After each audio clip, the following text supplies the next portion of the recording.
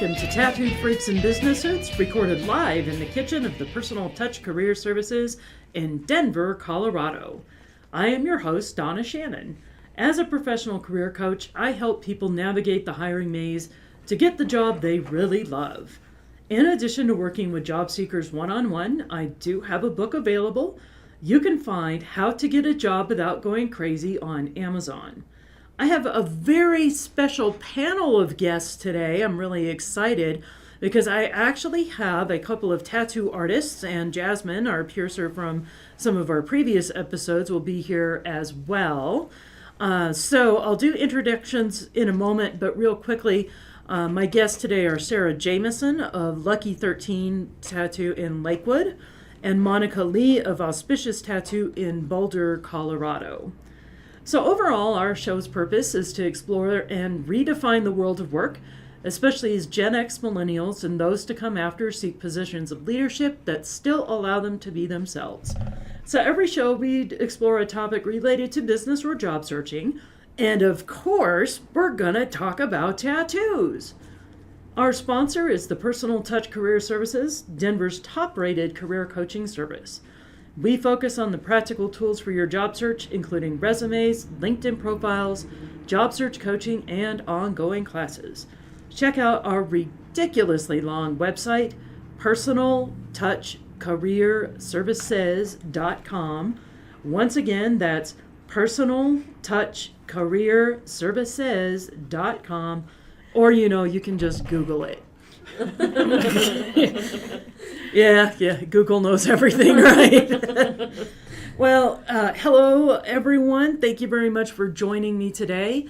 I'm really excited that we're going to be diving into this topic because we still spend a lot of time discussing business and things like this. But, as somebody who loves tattoos and who also has a lot of bad tattoos, you guys saw him. It's okay. You can laugh.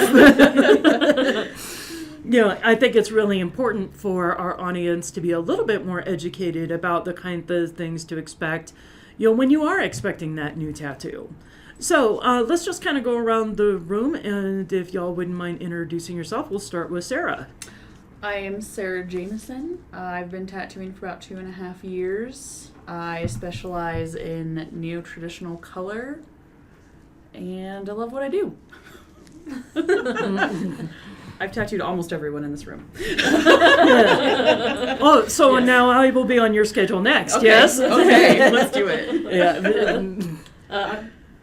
I'm Monica. I've been tattooing for about 1.5 years, and I guess it's hard to describe, but I think my specialization would be in sort of surrealist black work. And I also love what I do. I have the best job ever. It's good. That's good. It's good. I'm Jasmine Giffen. I've been piercing on and off for about 10 years. Dang! I know, right? Coming up close. Happy to be back. Cool. So I always think it's kind of interesting to find out why people do what they do. So what was it that got you interested in doing tattoos? I got into it completely by accident. I've always been an artist, and I was kind of doing the mid-20s thing where I had no idea what I was doing, and my barista job was becoming less fulfilling by the day. And I was having an existential crisis, and across the street from the coffee shop I worked at, there was a tattoo shop, and I became friends with a couple of the artists there, and they kind of introduced me to our industry, and sort of gave me the permission to go for it and to believe in myself and to do it. So it definitely wasn't a plan. How about you, Sarah? I actually worked really, really hard to get where I'm at. I had one failed apprenticeship before my apprenticeship that got me here. I worked for a couple of years to save up money and work on my portfolio, but I've always really loved tattoos and art, and to be able to put those two things together and make a living off of it is best thing in the world. Great. So one of the questions that always kind of comes up is making sure that you're going to work with a clean shop. Now, yes. If you've ever watched Ink Master, when they say get a clean tattoo, they're talking about like the clean lines. Right. What we're talking about is sanitation levels of the shop itself, right? So what are some of the things that you need to look out for? I would say the biggest thing that you can see right away, well, A, how the shop smells, but B, look at their bathroom. If they have a dirty bathroom, it's not a clean shop. Nope. 9 times out of 10. Nope. Yeah. It's like the biggest thing. And it's the easiest thing to clean, honestly. Yep. And so if they're not willing to put out the effort to, wipe down the surfaces in the bathroom, they're not going to do the harder work of scrubbing the floors or I don't know about you guys, but it takes me an entire day to clean my tools properly. Many, many steps involved. My apprentice does it, so. Oh, my apprentice is not to the point where they're cleaning tools. Well, I yet. guess the shop apprentice, not my Right, apprentice. right. And she takes an entire day, so it's fine. Right, there you go. Doing it right. I would also say look at your artist. Yeah. Like, is your artist dirty? Or is there dirt underneath their fingernails? Because that's like one way to see if they are actually really washing their hands in the shop. Yes. But if they look clean, there's a good chance they are clean. And also, like, the level of shop, too, right? So, like, if you looked at portfolios and everyone's work looks really, really good, there's a good chance the shop is going to be clean. Yeah. So how about like opening the actual packages or the needles in front of the clients, and are there like certain steps you need to watch that make sure they're doing everything properly and maintaining a sanitary field? Well, first and foremost, you want to make sure everything that's getting touched during the tattoo is wrapped with some sort of barrier, whether that be saran wrap or a dental bib. And then make sure, like, if I ever drop anything on the floor, I'm picking it up and I'm degloving and I'm not going back to whatever I'm doing. And also washing their hands right before they sit down to get started. But watch them open the package with the needle in it. If you sit down and it's set up, it's your safety at hand, so ask them to open it in front of you and redo it. And if they don't wear gloves during that, that's gross. Yeah, that's very gross. Very gross. Definitely. Just mostly in the, like, if you've done your homework and you're like, yes, I trust that the shop is clean, but, you don't know what's happened between the time of they've opened this package or how long it's been sitting there, too. Because, like, there are germs in the air. So, like, how long has that been sitting there and, like, little dust mites and whatever else have been touching upon it while it's just sitting there waiting for you to come in. A good artist or piercer is a germaphobe for sure. Oh, We're always definitely. thinking about ways that things can get cross-contaminated and trying to fix it and be better. And Definitely. If I could pierce in a vacuum, I would. yep.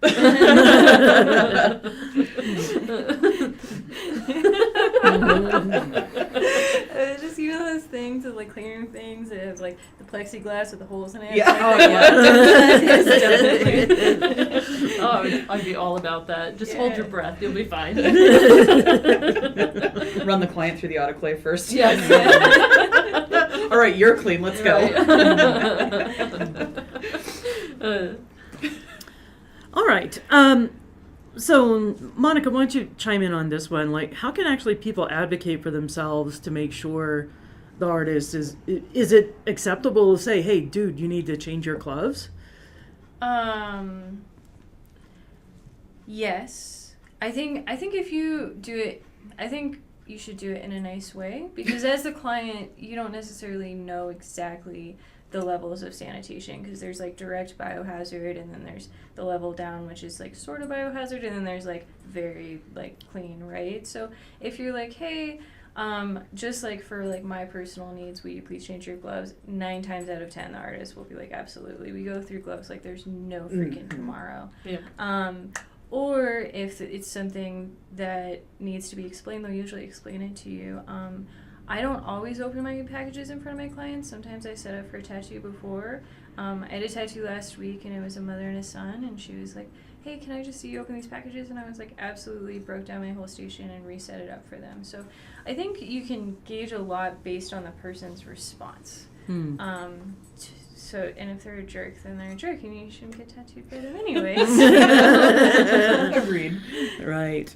Okay, so how about regulations, what they mean to the public? So how do industry folks feel about that? I think that the more regulated, the better, because I think there's a big problem in Denver with shops that shouldn't be open. And we're not strict. We're not nearly as strict as a lot of other states. So if the regulations were harder and we got inspected more often, we could kind of cut back on these garbage shops that people are getting garbage tattoos at.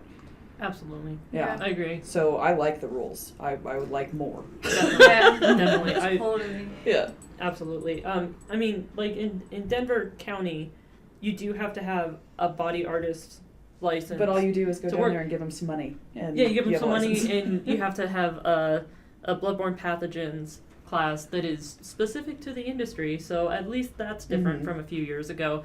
But like in Jefferson County, you don't need any sort of license. And we only get And they- inspected once a year. Right, and they don't and even. that's not enough. No, absolutely not. And I mean, everybody's seen the bad tattoos, but like, if you have a bad tattoo and you're doing bad tattoos, then you're probably also not very clean, and you shouldn't be tattooing. You should step up your game Mhm. and be better. Yep.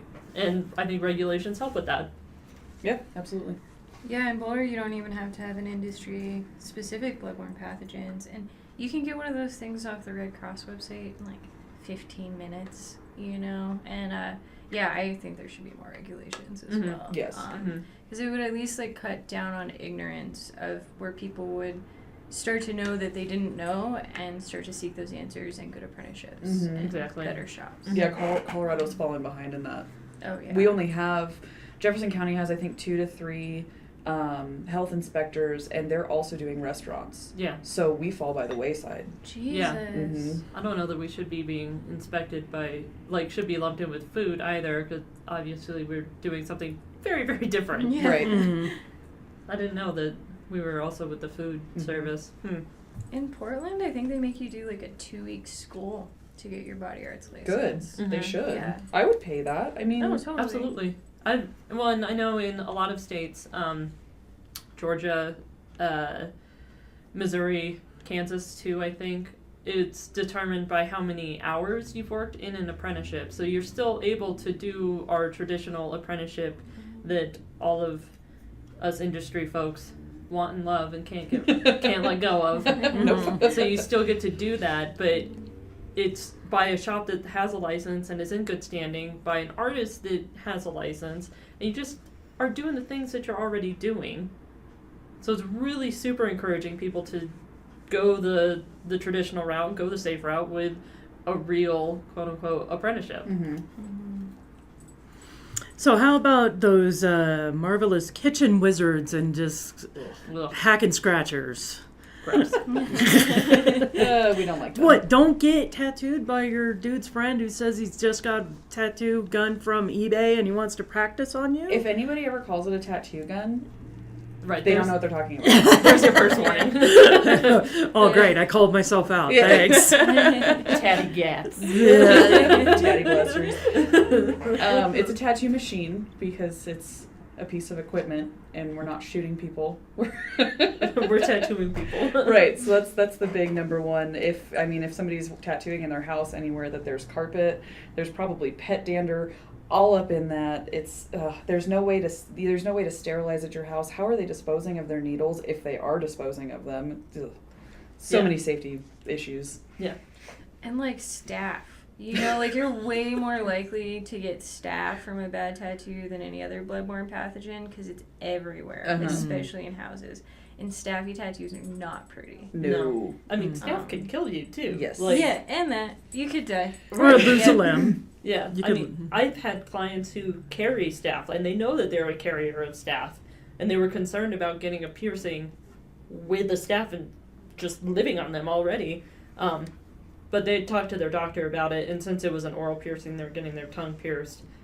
Their doctor said it was fine, because staph doesn't live in your mouth, I guess. So, It's too wet in there or something. something, I don't know. But, like, there's that too. Like, if you are a carrier and you don't know, and then you're in this, and staph is very opportunistic too, so it's waiting for you to get that cut or scratch or abrasion or whatever else, and just get in there and get all nasty. And that's going to be at a house. And that's gross. Yeah. So, of course, I am a big proponent that cheap doesn't necessarily mean good. You know, my formula is, cheap, fast, or good. You can pick 2 of those options. Mm-hmm. Do you feel those carry over into the tattoo world as well? Mm-hmm. Mm-hmm. For the most part. Absolutely.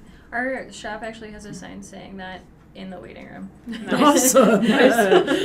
I'll always work with a client, like if they're a little bit short on what my initial price is, but do not try to haggle me or barter me because I've spent years working on my craft. So you're not only getting this tattoo, but you're getting all of my years of expertise behind it.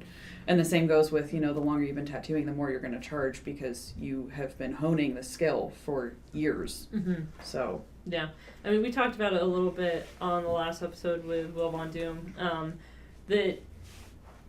mean, it's a little different with piercing because we have like two separate fees that you pay. You pay your sitting fee where you're paying the piercer and you're paying the shop and like letting them be open, and then you're paying for jewelry. Mm-hmm. So it's a little different for us, and I do think that clients can, operate in that free market a little bit, but I think it's like I've noticed a lot of really crappy tattooers charging like those premium prices, the $150 an hour, $250 an hour I've even seen for really subpar work. Like it's not worth that much. So I think it's crucial for clients to look at the portfolios and see if like what they're putting out is matching what you're actually getting. Portfolios is major. I mean, you always want Yeah. to look for the quality of the line work, the solidness of the shading. Mm-hmm. I mean, even if like you're wanting some specific thing and they don't have like you want a rose and they don't have a rose in their book, you're not looking for that. You're looking at style and the quality of the work. Wait, they can do a rose. Right. Mhm. Right. And don't price shop, portfolio shop, like you Yes. were saying. Like, I talk Yeah. on the phone with people that they want a price quote on the phone because they're calling every single shop in town, and that's a really good way to get a bad tattoo because Mhm. sooner or later you're gonna run into the dude that's like, yeah, I'll do it for $30, and it usually doesn't end well, Yeah. and then we end up fixing it. Yeah, so you end up And paying, charging you a lot more. right, you end up paying 'Cause it's- double, triple what you Yeah. would have just getting the good tattoo in the first place. Right. I think one of my favorite stories was it's like, okay, you can go get a lion done for $50 at a crappy shop down the way. Mm-hmm. You can pay $200 for that same lion at a reputable shop. Or you can pay $800 to get a cover-up of the crap lion from an expert tattoo artist. Absolutely, and Yeah. then some stuff can't even be covered. So then Yeah. you're like adding in laser in there to even start to cover it up, Mhm. you Yeah. know, which adds another $1,000 usually. At least. Mhm. Not to mention the pain. I've heard lasering is much more painful than And requires Tattooing. many more sessions. And it Yeah. also smells bad because you're like burning your flesh. ooh yummy. By adding that in there. Ugh. All right, so let's talk about the art now itself. So you already mentioned a little bit of the kind of things you're looking for in the portfolio. So what kind of technical skills should, the average tattoo enthusiast be looking for? Clean lines. Mhm. Really look at the lines and see if there's any wobbles or any breaks. Does it matter if they're real thick?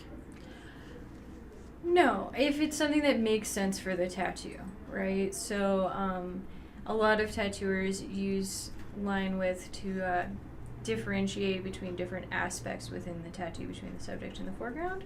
So, a thick line, if it's straight and doesn't have anything weird coming off of it, that's great, Thin lines are great too.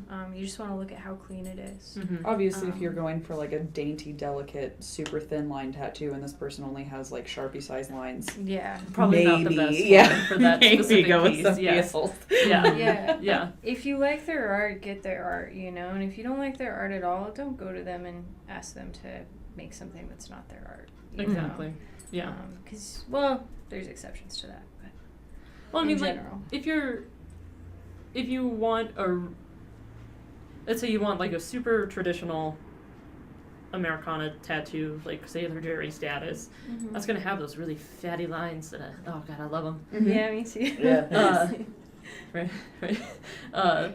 But like if you're going to a really amazing realism artist, they're doing these mind blowing things in realism. You wouldn't go to them to get a traditional tattoo because they obviously don't like doing it if it's not in their portfolio, and they're probably not very good at it either.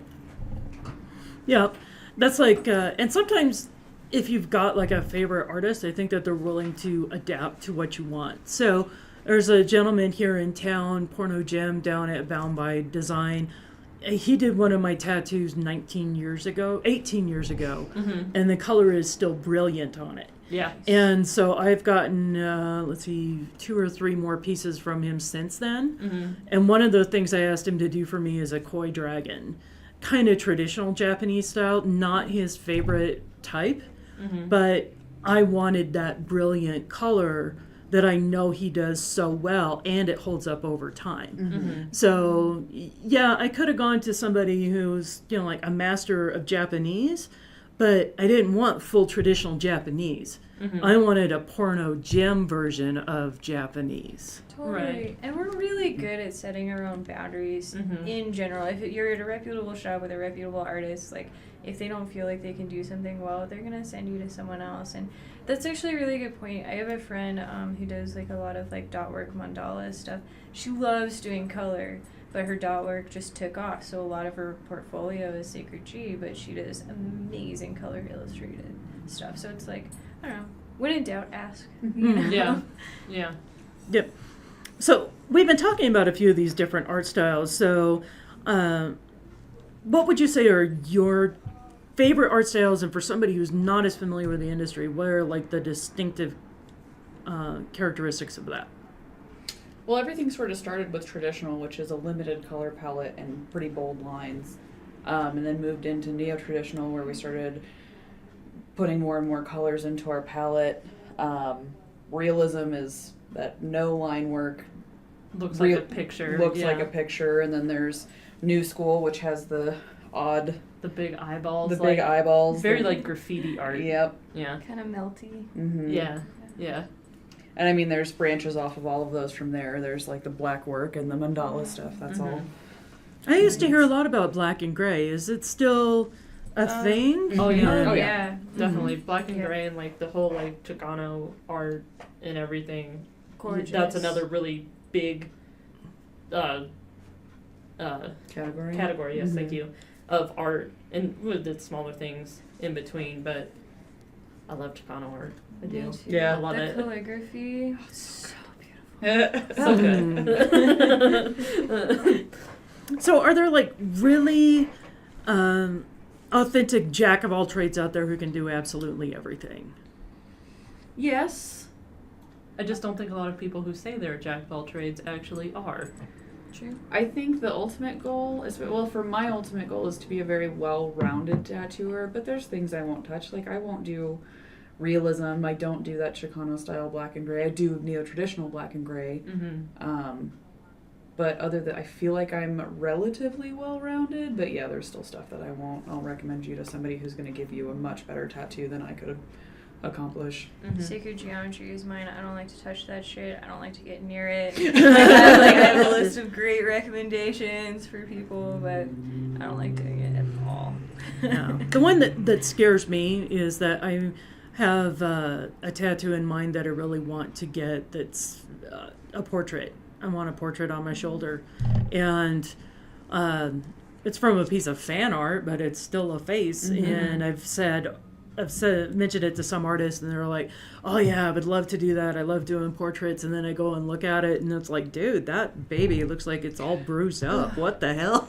Yeah. You know. So one of the Yeah. biggest things with portraits is that's another thing about portfolios we didn't touch on, was looking at healed pictures. So that's Yeah. a big thing with portraits, is seeing the healed version Yes. afterwards. Especially with black and gray, you do bruise underneath a tattoo, and it's not super noticeable until you're getting into those light grays, because you see the bruise more than you see the tattoo until it's healed. Mm-hmm.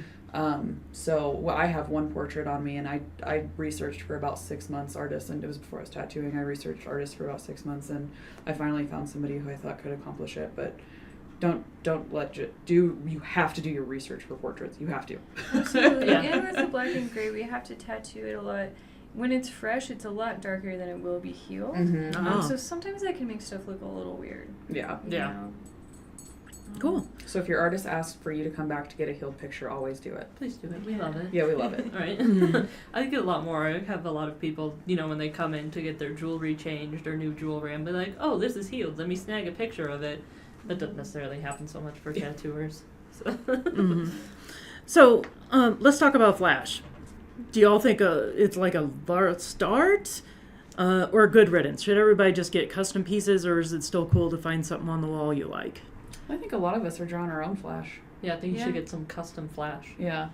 I've got some Sarah custom flash and I love it. She sure does. She has a lot of Sarah custom flash. I didn't know they're custom pieces in the one. Oh yeah, the one was one actually flash. off of a literal flash sheet. I have a little tag in there. It's in my book, and it says "sold." Nice.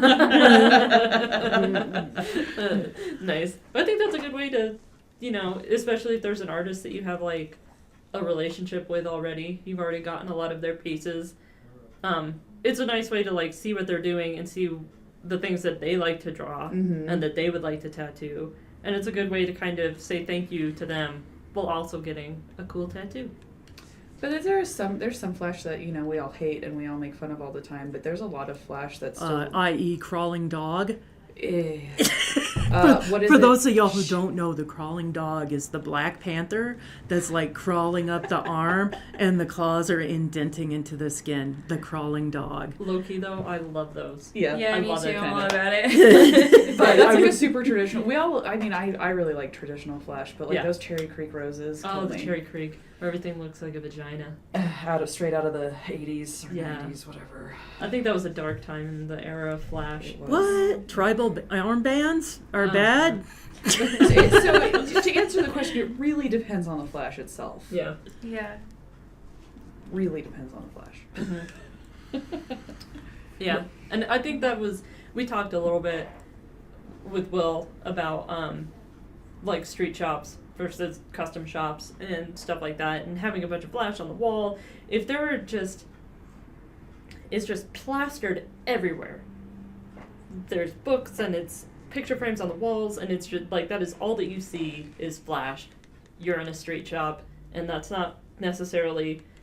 I mean, I can definitely recognize names of artists that have drawn that flash, but it's not like they sold that to do it. They did the flash and sold it to a flash distributing company, so it's not the same, and I think it takes all the soul out of it.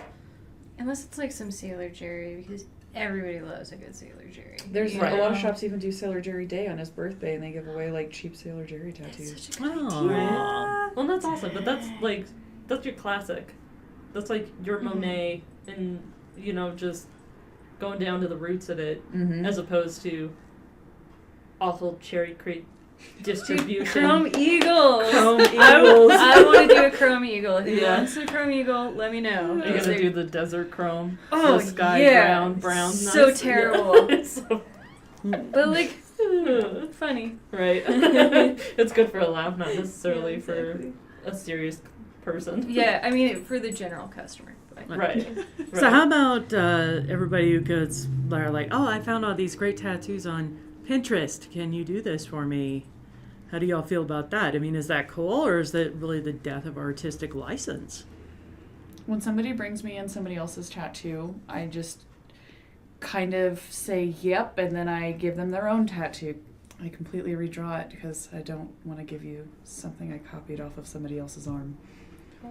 It's very- And that's not fair to that person that has that tattoo and the artist that gave them that tattoo. right. Plagiarism's not cool, kids. Yeah. Mm-hmm. I had But someone- I think, too, you need to have a little bit of control with that, because some of my early tattoos that I went in for, and being high and trusting, I would the artist would like, well, ask, what colors do you want? And I'm like, put on whatever the colors you want. And then afterwards, I'm like, what the? Dude, those green and red don't even match. I have a Christmas dragon now.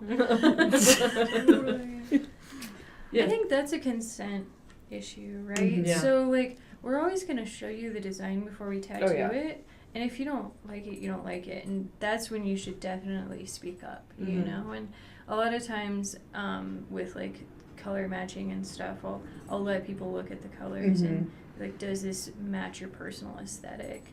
And also with the Pinterest thing, like there's a lot of tattoos on Pinterest that just are never gonna work well as tattoos, and they look beautiful fresh, but they're done way too freaking small. Yeah. And in like 2 months it's gonna be a blob, you know? Mhm.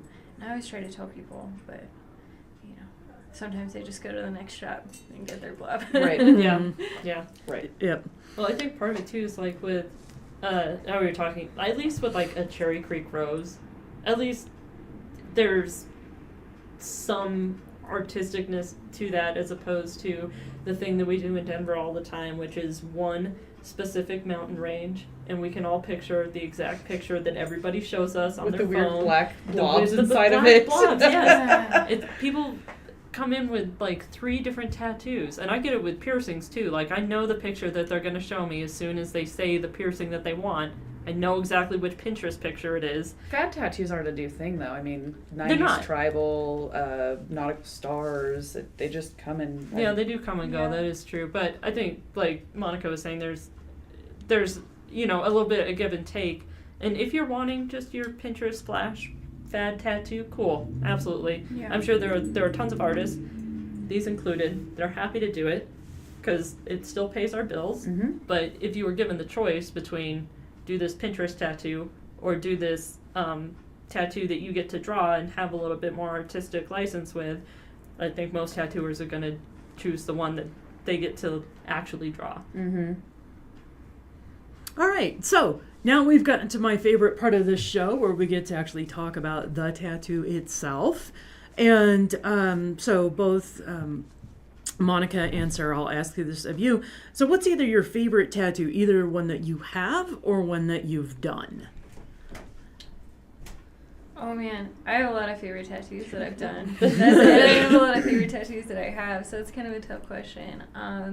Yesterday I got to do a tattoo on a dear friend of mine, and it was a cover-up of a tattoo that she actually got in a basement about 10 years ago that was backwards. It was from Johnny the Homicidal Maniac, jeez. and they had traced the image, and then they didn't trace it on the other side of the tracing paper, so they ended up tattooing this tattoo backwards. And and I got to Did it have words on it? Luckily, it did not have words on it. Actually, it was supposed to, but then they never ended up doing the words somehow, which thank freaking God.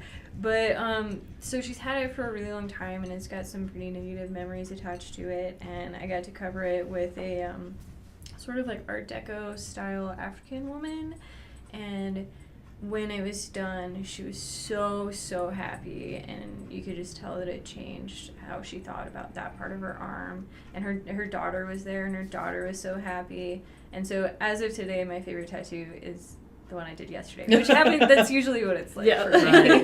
Right. That's a really, really tough one. I feel like I critique most of our work harder than everybody else does, and I feel like a lot of us do that. We're definitely always trying to improve, and I totally forgot to find my favorite tattoo, so I just got on my Instagram, and we're going to go with this 3 donut tattoo here. Oh, awesome. They're in various stages of being eaten, and that one was just so much fun to do, and it's on one of my favorite clients.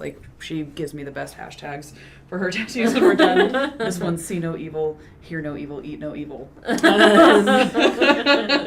awesome. Awesome. Oh, so there was one last point I want to touch on as the old Gen Xer to say something to your millennials. Let's talk a moment about tattoo placement. So, and by the way, y'all rebel millennials, y'all weren't the first one to start this, okay? Gen X was the ones who was getting all the tattoos first, and all our baby boomer parents were like, you'll never get a job with all those tattoos. But let me tell you this, even in our rebellious state, our tattoos started to be easily covered. Mm-hmm. Upper arms, chest, stomachs, upper legs, and then as we got to the point where we're running out of canvas, it started going into the visible tattoos. Mm-hmm. So all you people who are considering having your very first tattoo be on your hand or on your forearm or on your middle of your throat, yes, tattoos are a lot more acceptable now in the workplace, but let's hear it from the tattoo artists themselves that they think you're being a little bit dumb. Maybe? Yeah, absolutely. If it's your first tattoo and you want it on your hand or your throat, I won't do it. Or your face. I actually personally don't tattoo faces at all. I don't have anything against face tattoos. I don't do them. If it's your first tattoo and it's your astrology sign behind your ear, totally. But if it's right front and center, I won't do it. If I'm giving you a tattoo that I think is going to negatively affect your life, I won't do it. If you want a gang tattoo or a racist tattoo, which I won't do for a whole bunch of reasons. But yeah, I think in general that's a really bad idea. I think that your hands should be, and your face and throat should be one of the last things on your body that you tattoo. Agreed. They should be, but it's a huge fad right now because, Miley Cyrus and Rihanna have hand tattoos. I will give you, I try not to do your first tattoo on your hand, but even if you're not heavily tattooed, I will do it, but I'll go through the whole spiel. This may, you may not get that job in the future because of this. You may not get the opportunities because of this. And if you're 18, you're a consenting adult. If you say, I want it, all right, I told you what may happen to you. This is on you now. And also, let me clarify, because there's like levels of hand tattoos, right? Like the side of the finger tattoos, I mean, Which they heal. rarely look good. I mean, They they're heal a bad awful. idea They're anyway, a terrible but idea. But they're like generally not going to keep you from getting a job. Whereas Yeah. like a giant banger on your hand is yeah. Or Job love stopper. and hate across your knuckles. Oh God, how many people do we know that have that? Definitely. At least Although Three, yeah. although Yeah. Porno Jim has like the ultimate on the knuckles because he's like a total nerd. One of the reasons why I love working with him because I'm a total nerd. So he's got Jedi and Sith That's on his good. knuckles. Very nice. That's awesome. See, I am the bad example in that many of my first tattoos were on my neck and my hands. But they're the back of your neck. One of them, and the other one is right on the side. Yeah. And I got my hands tattooed. Well, I mean, I got fingers. I got one finger on each hand tattooed. Before I even really started my apprenticeship, I knew that's where I wanted to go.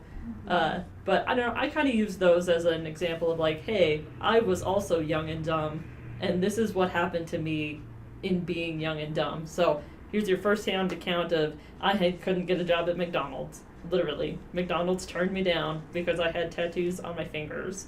So I think they'd hire you now. they Yeah, I probably feel like hired me it's more now. open. It is Yeah. open. My barista at Starbucks has finger tattoos. They didn't used to allow. They didn't used to. It's definitely more open now, but I think it's like in sharing that, being like, hey, like I already knew this is what I wanted to do, but honestly, if my artist would have questioned me even a little bit about getting my fingers tattooed, I would have waited. Yeah, Like, I'll it- always question the decision to get your And hands just Even- put it on your wrist. Even just a literal like, are you sure? If that would have been asked, then I would have been like, well, maybe not so much now, and I probably would have waited a few years to do it. I won't even tattoo. I'm waiting till my 5th anniversary of tattooing to tattoo the tops of my hands. I did get my palm done, but it's relatively easy to just, put your hand down. Exactly. But the tops of my hands, until I'm set in this career, I won't be tattooing them. Yeah, and that's totally fair, and I wish I would have done that. So Yeah. don't be me. Don't be like me. Actually, none of us have the tops of our hands tattooed. Nope. No, my fingers are the only things on my arms. I don't even have sleeves yet. Yeah. I Is have it coming though? my palms, but Yeah. I know. I'm so jealous. Everybody has palms except for me. Technically, we all have palms, Well, palm Jasmine. tattoos. The odd man out. All right. Talk about my favorite tattoo? Well, no, No? go ahead. Because my favorite tattoo is one from Sarah. Which one? Oh, the worm. The one that needs a touch up. It's a little little bit. in the blue. Yeah, just a little bit in the blue. No, we left it like that. We wanted that. Oh, for some reason, I must Yeah, have might been need looking a at it in bit of touch bad up. light the other Anyway, day. it's the worm from the labyrinth that she right. runs to, and he asks her for a cup of tea, and it's right. And that's my favorite one. You're a worm, right? You're a worm. That's Yep. right. And I Right. sweated about that one for a good couple of months, asking a bunch of really awesome artists which colors they would use, and And it came out great. It is seriously like my Yeah. favorite tattoo. I love it so much. I look at it every day. I about Obviously, shit 'cause it's myself, on me. but it came out. It did. It looks really good. it healed great. Definitely. Yay, Sarah. But Jasmine Yay. also has my garbage apprentice tattoos on her. It's like a leg of Sarah progress. It is. I think I like that too. Is that you can definitely see a lot of the progress of Sarah, Uh-huh. and I think that's really cool to like have documented on me. Thanks, Jazz, you're a true friend. I know. I know. Let me tattoo your onion. Oh God. All right, that's stories for another time. Well, thank you very much, everybody, for coming in and being part of the podcast. We are Tattooed Freaks in Business Suits. And Sarah, why don't you tell us how people can get in touch with you? You can find me on Instagram at shotajmo, one word, or email me jameson@gmail.com. All right, and Monica? You can find me on Instagram at Monica Moonbunny, or my email is monicamoonbunny@gmail.com. All right, and Jasmine? Again, you can find me on my Instagram at sadopacifist, SADOPACVIST, or on my Facebook, at Piercings by Jasmine. Yep, and we will have all of their contact information on the episode information. We'll also share some of their work on our Instagram page and link back to them so you can take a look at what they've done and get back in touch with them if you'd like to get some of that work yourself. My name is Donna Shannon. My company is a Personal Touch Career Services, and I won't shame you for bad tattoos, but I will help you get a job even with them. So as my producer always points out, if you like what our podcast is, give us a like, follow us, make a comment, but don't say anything mean, and we shall catch you next time.